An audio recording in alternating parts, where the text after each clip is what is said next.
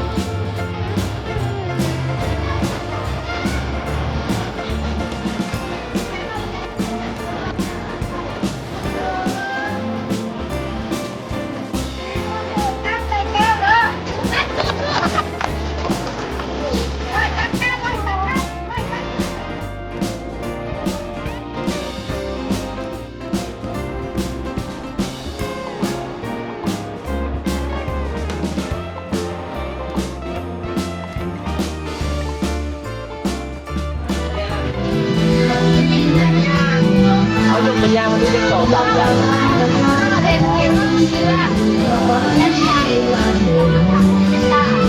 นี่แหละม่วนบ่